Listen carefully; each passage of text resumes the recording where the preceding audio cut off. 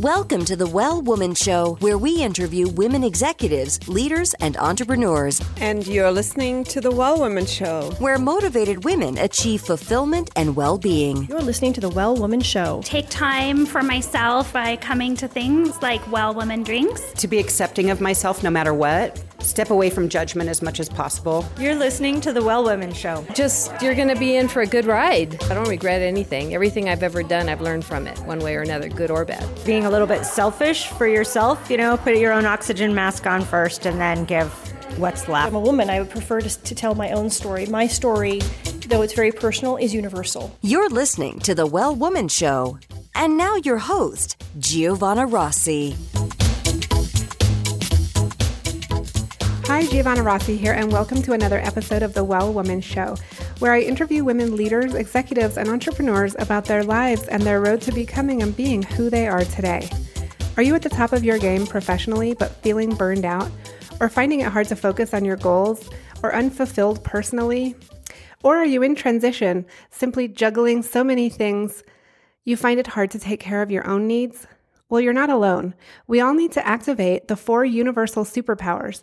These are the internal strengths and abilities we all already have but don't use all the time. Superpowers can be cultivated, and they include awareness, intuition, action, and acceptance. Toward the end of the show, in a segment called Superpowers for Success, I ask my guest about her superpowers, and the answers will give you the strength, perspective, and power to live a well woman life. I'm so happy you're here, so thanks for tuning in. This episode of the Well Woman Show is brought to you by Collective Action Strategies, supporting organizations that support women and families, and by Well Woman Life Movement Challenge Quiz, your resource for living your best life. If you're in burnout or major transition, this is your time to figure out what's holding you back from making the changes you need to make in order to live your fullest, most joyful life. The cause of all of our challenges, personal or professional, can actually be rooted in the lack of internal superpowers and or external supports.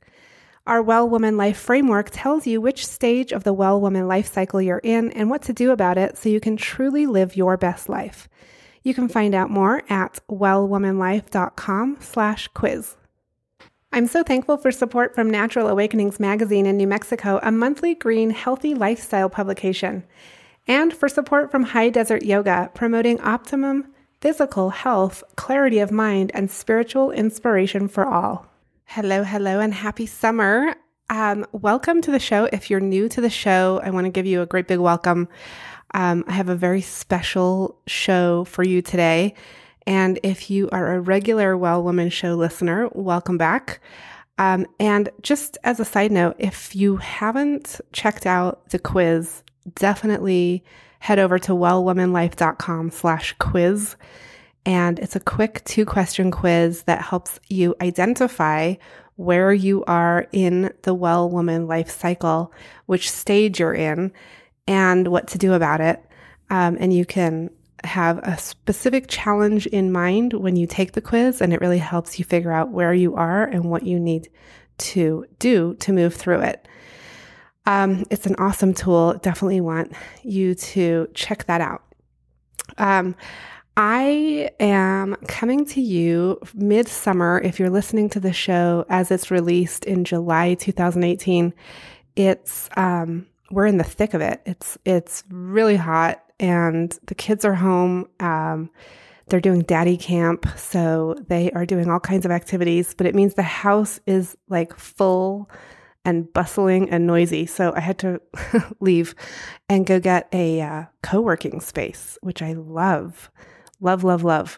So anyway, today I have a very special interview, which is a part 1 interview, and then next week will be part 2 because we had so much to talk about.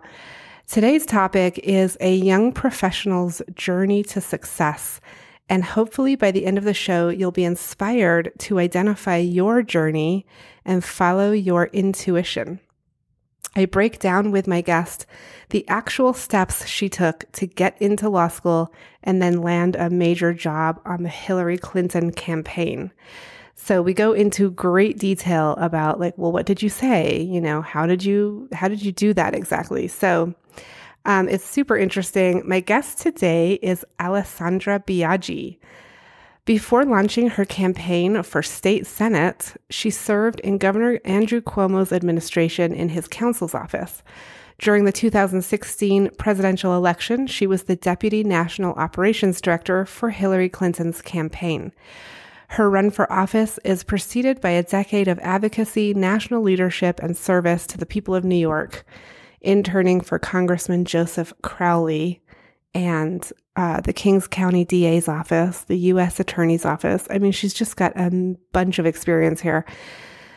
Biaggi was born in Mount Vernon, New York. She's a graduate of NYU and Fordham Law School, where she was a member of the Fordham Law Review. In 2014, she attended the Women's Campaign School at Yale University. Which, by the way, I had to take a drink of water. It's so hot. Which, by the way, I think she was telling me that the Women's Campaign School actually promotes my show to their students so that they may, first of all, learn something perhaps on the show, but also be a guest. So that was awesome to learn. Thank you, Yale University, for doing that. So without further ado, let's go to the interview. But actually, I am going to just say a couple more things. You can continue the conversation in the Well Woman Life community group at wellwomanlife.com/Facebook. Join us over there for more in-depth diving deep into all of these topics. And also, I really want to invite you to New Mexico for the Well Woman Life Retreat and Women's Leadership Summit on September 9th and 10th. It's a fabulous place to be in September. It's lovely, lovely. And you will have a chance to be around other women who are diving deep into these topics and really want to live our best lives. And so if you're getting something out of these shows and you want to actually interact in person and get a whole lot more out of it and leave with a real clear idea of where you are in your life and where you're going, what steps you need to take, definitely join us. You can check out wellwomanlife.com/events for more information. Now to my interview with Alessandra Biaggi. All right, welcome. I have with me today Alessandra Biaggi on the Well Woman Show. Welcome to the program. Thank you so much for having me. I'm very excited to be on. Yay. All right, I'm going to get started because we're taping this on audio and video. So if you're listening on the podcast, you can jump over to YouTube to watch if you want to. So I want to introduce Alessandra, and then we'll get into sort of what she's up to and who she is. And she actually is running for state senate in New York. But before launching her campaign for state senate, she served in Governor Andrew Cuomo's administration in his counsel's office. And during the 2016 presidential election, she was the Deputy National Operations Director for Hillary Clinton's campaign. So she has done a ton of advocacy, national leadership, and just general service for the people of New York, interning for Congressman Joseph Crowley and working at the Kings County DA's office and the U.S. Attorney's office. So tons and tons of experience. I don't feel like you look old enough to have done all of this, but she is from New York. She went to NYU and Fordham Law School, and she attended the Women's Campaign School at Yale University. And I'm so excited to have you on the show. I'm so excited to be on. Hearing you say that, actually, certain parts of my journey were very painful. So when you said certain ones, I was like, oh, just because nothing was a straight line. It was a few tries sometimes just to get to where I wanted to go. Oh, yeah, totally. Oh, we want to hear all about that. Yeah. But yeah, isn't that interesting when you hear someone read your bio? You're like, oh, yeah, okay. Yeah. Like I'm like, oh, I remember that. Isn't that? Yes, great. All right, so let's jump in and I definitely want to hear about what you're up to now with running your campaign, but let's just back up and I want to hear a little bit about your journey as a young professional navigating through all of these different jobs that I just listed in your bio, but ultimately ending up as with a very high level position in Hillary Clinton's 2016 presidential campaign. Yeah. So this is, as I just said, it's actually, it was not a straight line. It was definitely curvy, and I didn't sometimes think I would actually even be where I ended up. But as I always say, and I'm starting it with this for a reason, there were whispers inside of myself, which is my intuition, I like to say. And every time I would get quiet and I would listen to it, then I would know that I was going in the right direction. So I always knew I wanted to be in politics. I always wanted to work in politics.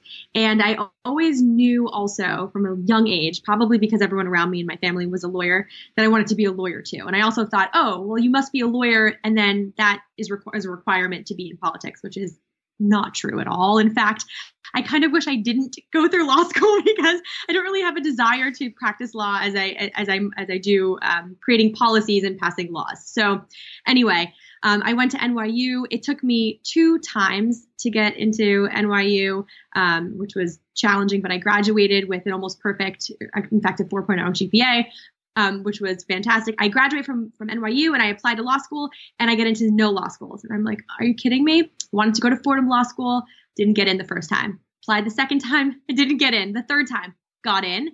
I got in, great, graduated from law school. I then thought, well, I want to be in politics. And for those of your listeners who aren't familiar with the legal process, when you graduate from law school, there are 2 tracks. It's either you're going to a law firm or you are working in public service. So I had gone to my career service and I was like, I really want to work, I mean, in neither of these things. I want to just work on a campaign or in politics. And they didn't really know what to do with me. So I was kind of left to my own devices. So I became a legal fellow for New York State Homes and Community Renewal, which is New York's housing agency, dealing with issues of affordable housing, et cetera. And then that was challenging because I was making $13 an hour while my friends were making, almost $200,000 a year in law firms. And I stayed the course because I knew that was what I wanted to do. On or around that time, I went to the Yale Women's Campaign School because I thought I want to run for office someday. Okay, let me just ask you, backing up yes. real quick, because you had a lot in that story. When you applied for law school and didn't get in, and then you applied again and again, did that take 3 years because you apply once a year? Yes, it did. And what did you do in between? So when I graduated from NYU, I was like, okay, well, I'm not working because I didn't want to do anything. And I wound up applying for a job in LA. I got this job for an entertainment lawyer, and I was his executive legal assistant for a year. So I did that for a little while. I then applied to law school again. I got into the night program at St. John's University. I accepted. I went. I worked very hard, and I applied to transfer from St. John's to Fordham, and I got into Fordham. And as I was on my way out of St. John's, the deans there were, I'll never forget this. They said to me, but you're doing so well here, and you'll probably be the editor-in-chief of the Law Review, and you probably won't make the Law Review at Fordham Law, so you should stay. And I said, thank you very much.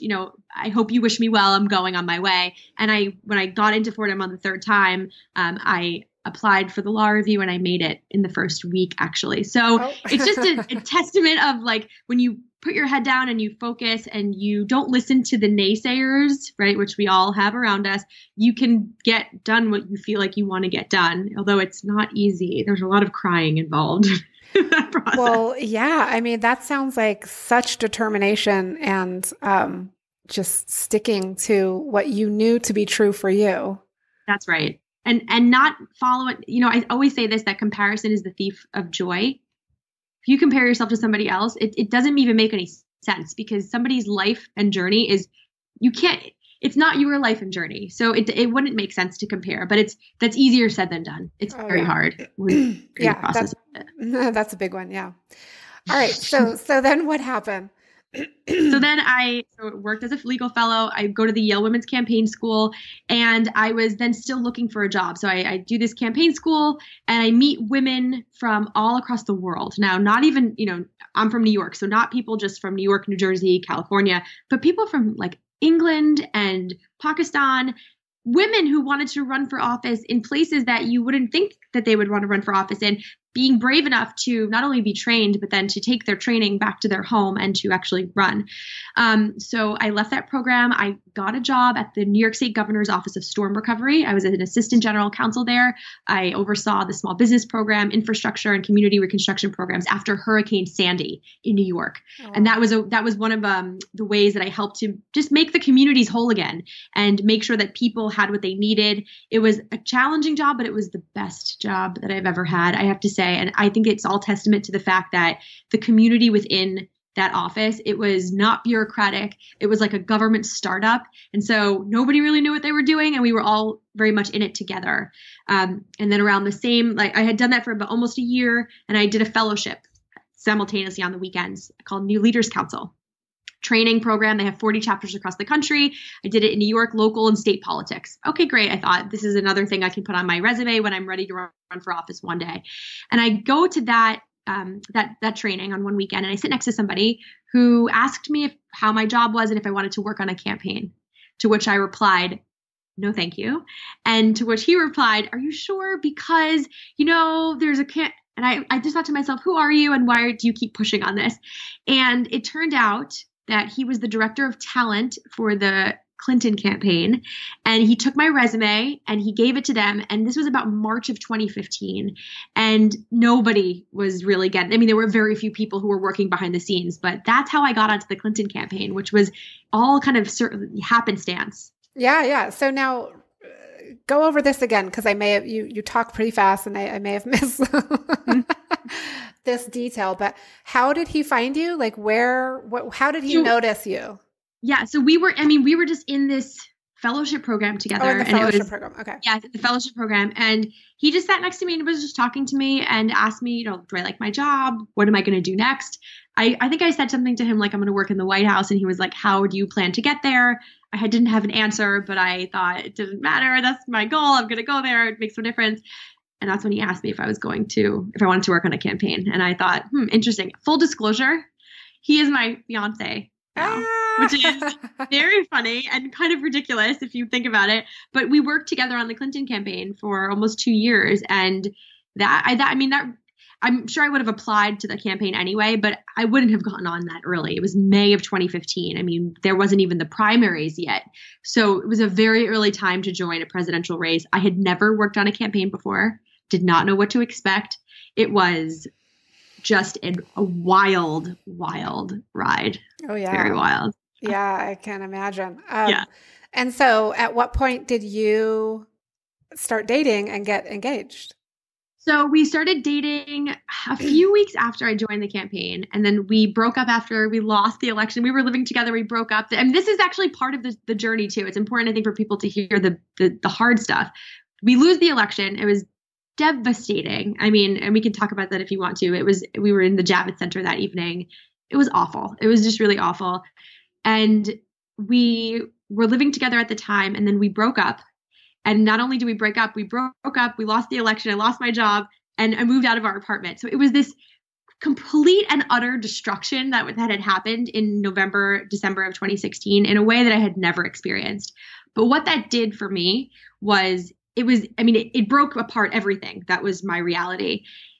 It allowed me to recreate what I wanted my future to look like. Not what I thought it should look like, but what I wanted it to look like. And being that it was a time when we had, of course, lost, and all these people now wanted to get involved in politics that had never been involved before, I thought, let me share my story. And so I started teaching civics for 4 months after the election. And it was that was another interesting experience, because that's where I met a lot of women who had never done this before. And I talked about being a woman in politics and what it's like and how you even get on a campaign and what it's like to work as a woman in politics. And that was, it was an excellent experience. And it allowed me to sometimes speak to audiences of 2 people who would show up, or 300 people at one point when I did a talk for NYU. And that's kind of where in the back of my mind, I thought, maybe I'm going to run sooner than I thought. And so who did you teach civics classes for? Like through what avenue? Any and all. So how it started, I mean, this is kind of how like most things start. In the back of my mind, I was like, what do I need right now? I'm devastated. Okay, I need community. How do I build community? I am going to create a civics curriculum and just start showing up to things. So after the election, my friend Claire Wasserman, who you should definitely speak to, she's amazing. She started Ladies Get Paid. She asked me to come and do a town hall for her. And the town hall was all women in New York City who were crying and devastated and just wanted to feel like they were not alone, and also wanted to hear about my experience on the campaign. So I did that. And from there, it kind of just, as with all things, if you kind of put yourself out there, people came up to me at, do you want to come and talk to my friends over here? Or what about this? And it put in my head, there's something bigger here because there's an unmet need. People want to be together. So I reached out to my alma mater, and NYU wrote back and they said, because I had offered to just I'll do an interview in your magazine. They said, no, come and do a talk. Let's do a talk. It sold out within minutes. 300 people came. It was just, I can't really, it was the magnitude of it was so important in terms of my journey, because it allowed me to realize, okay, I can not only, as a woman, right, who's doubting herself constantly, thinking I can sit in front of this audience and I can talk about my experience and I can resonate with people and make other people feel less alone, and then I feel less alone. And it just kind of kept going from there. And one of my talks that I did, one of the last talks I did, was with Diane von Furstenberg on why we should all be more millennial. It was actually remarkable. So it was an interesting journey. Wait, now are you millennial? Yes, I am. Oh, okay. I didn't know for sure. So, okay. Yes. Oh, interesting. All right. So walk us through a little bit of the journey through the Hillary Clinton campaign. So you get on the campaign, never worked on a campaign in your life. What position did you get, first of all? Yeah. So I started out, actually, it's a good question. I started out on the vetting team, and I was a deputy vetting director. So I was overseeing all of the vetting that was not the donors, not finance.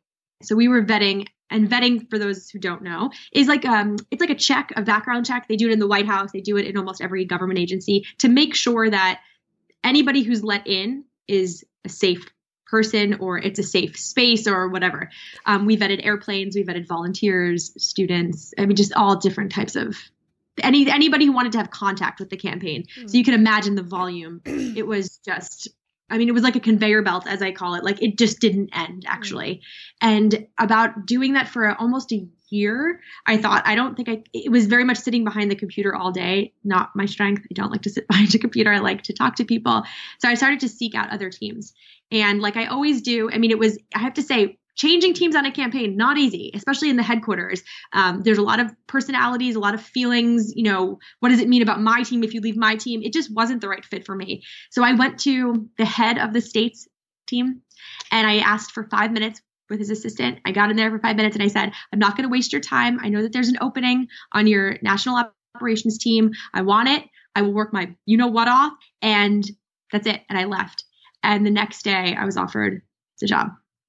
So it was a testament of like, okay, see the thing, speak the truth to it. I didn't know if I was going to get it. There were so many other people who wanted it. So it didn't really, it wasn't a shoo-in for sure, but it was definitely hard work. I had to kind of inch myself up. And I have to say, when I started as just actually on the vetting team. And then I was the lead. I had the leading role. And then from there, I went to Deputy National Operations Director, and that was a national operations for 50 states. I'm an attorney. I've never done national operations before. I had no idea what to expect. That was just like, I thought the volume in vetting was big. This was 50 states who needed your help right now, all of them right now.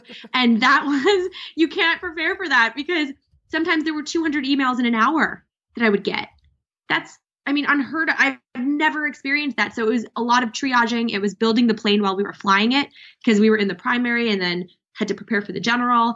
Was really interesting. Yeah. So what kind of things did you have to do as the National Operations Director, and how did you, get through those 200 emails in an hour? Yeah. Like what were the systems that you had to put in place in order to even be a coherent person that could actually do anything? So that's a great question. We had to make sure that every state had a certain set of procedures. So for example, if it was like a kind of like a math problem, right? If this happens, then do this, but creating that system for all things. So national operations is actually like the entire bucket of things. It's helping to make sure that we have the right people to hire, the organizers in the field, opening the offices, dealing with compliance, making sure that we have the budget taken care of, making sure that everybody has all of the necessities that they need. So all of the orders for the entire country, also all of the merch. So like by merch, I mean merchandise, right? All of the placards, all of the t-shirts, all of the stickers for each state, also supporter housing. So this is something actually unique to campaigns, and it's a very smart idea. Instead of spending money on staff to stay in hotels, we had a nationwide supporter housing program. And that meant that there were in each state, there were at least several hundred people who had signed up to be a host for one of our staff if they were traveling. And then organizing that. So if you could just imagine, right, like all the people and keeping everybody happy. So the way we did it was with systems and creating, and then you also have blind spots. So you don't know what you don't know. And so when there was a problem that arose, which was very common and very frequent, there were then openings for us to create a system. So we didn't know all of the things, but we created what we could. And then we just kind of like went with it. You don't really have time to stop and think about, did that go well? Like if it fails, you kind of like get up and go. It's so moving so rapidly. So the 200 emails in an hour, I would just sit there. By the end, I had two screens. I would go back and forth between the screens. I had an amazing team of interns that I not only delegated to, but I empowered. They were probably, 19, 20, one of them was 22, very young.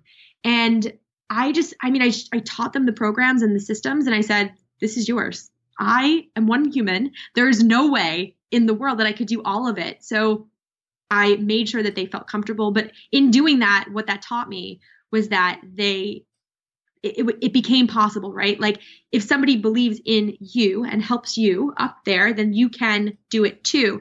And I watched two of my interns who were very shy become by the end, one of them was negotiating with these vendors, and she didn't even talk to anybody. And she was like, I'm sorry, that's too high of a price. Well, we're not going with you.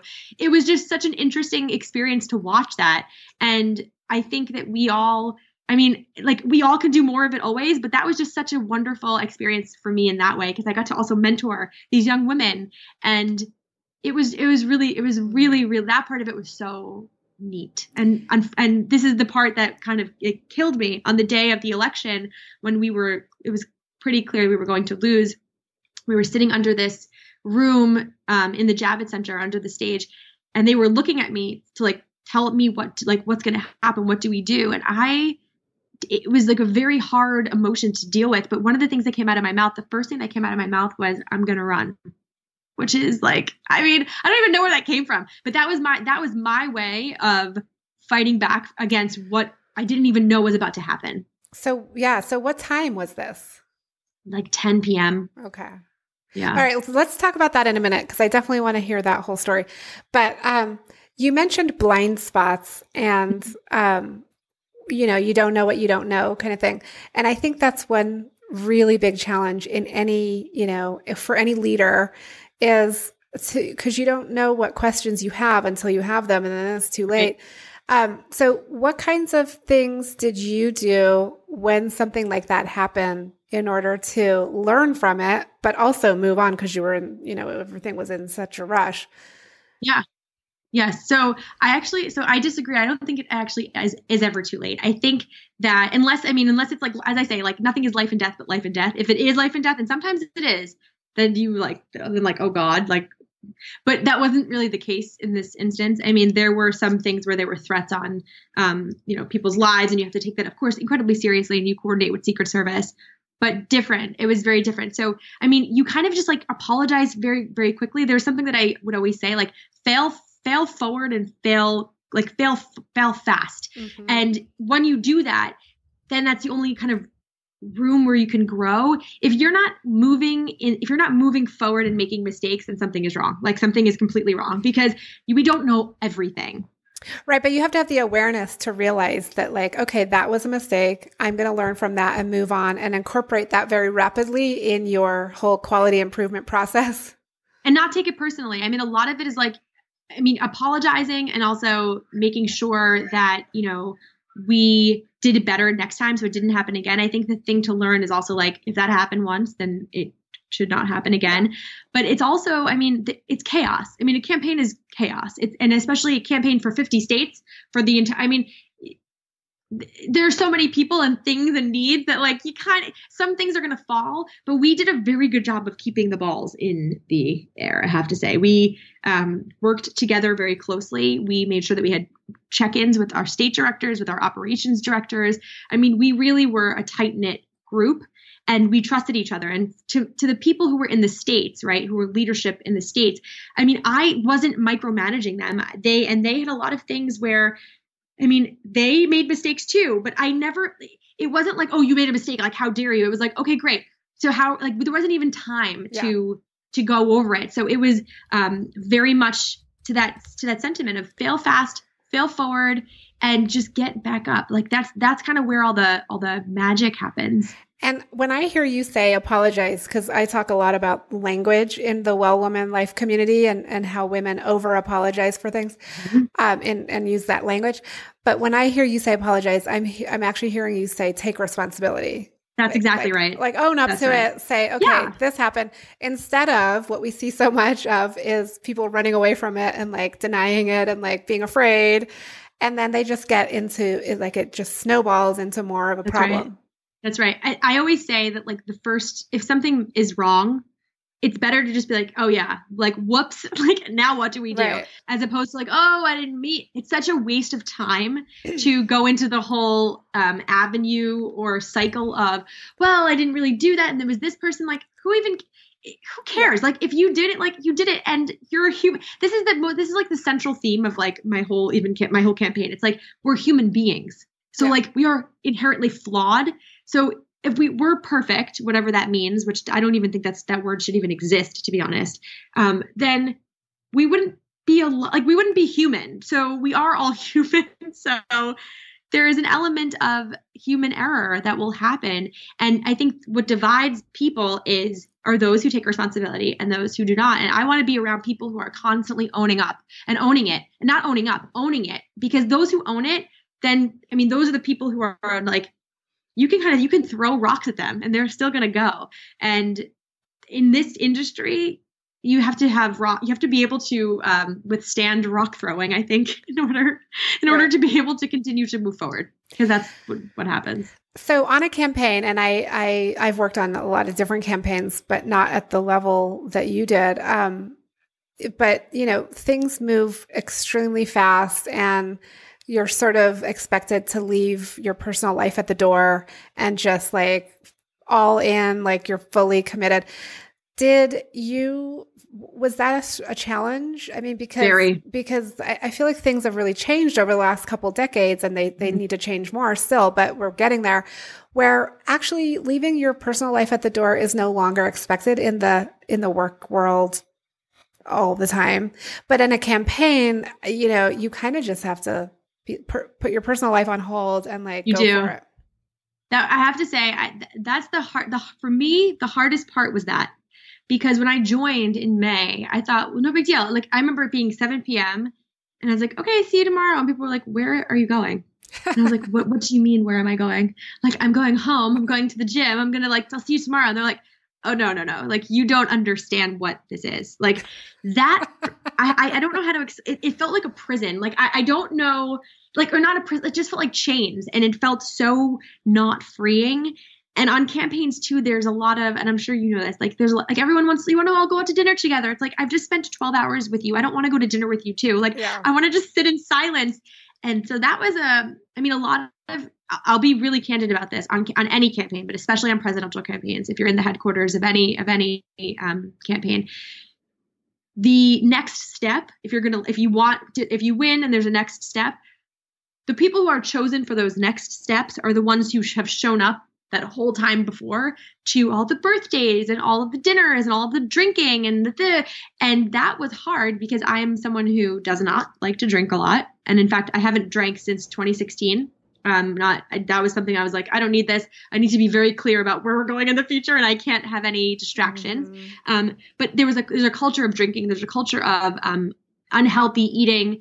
And I was so anti that I cannot even explain it to you. So there was a friction between myself and the way that, and my current fiance as well. I mean, both of us were very much like, we want to work out and we want to stay healthy. And it was constantly a really big challenge, but we were lucky to have each other on the campaign to kind of hold on to. Oh, wow. So he was in the national office too with you. In fact, in the first portion, he was like 10 feet in my first job, 10 feet from me. And I it was torture because I had to like hear him all day. And I was like, I don't want anybody to know we're dating because I'm a woman in the workplace. I'm a woman in like, this is not good. Yeah. And I made it very clear, like, don't come to my desk. Don't talk to me. Like, that's awful. Wow. Oh my God. Okay. So, I've worked a lot in politics, but in policy too, like at the, the legislative session and stuff. And I always say that working a legislative session is like going to summer camp. Like it's just, you're all in, like you never see your family, you're eating unhealthy, just exactly what you just described. So how did you, how did you not fall into that? And did you literally like bring healthy food to work and like go and walk around the block for your break? I mean, how did you actually, maintain that? I mean, I was very clear with myself from the beginning that I would not fall into the trap of like campaign lifestyle. Like I was going to create what worked for me, but still be, able to talk, of course, like be with people and like hang out with people. But I have very, very healthy eating. Like I did not every time you looked up, there was a birthday or a baby or a wedding and like cakes coming everywhere. And I was like, I cannot eat that. Like, this is not going to work. So I made a rule for myself.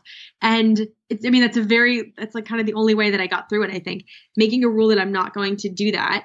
I'm not going to eat that way. And I got a lot of heat for it because I was always coming with salads and like that was one thing. And then I would go for runs all the time. We were in Brooklyn Heights, which is right on the water. So there was a beautiful pathway to run. And of course, I was still a member of a gym and I would go to the gym and I would just make time. Like sometimes the time, by the way, and people knew this and people did this. Everybody did this.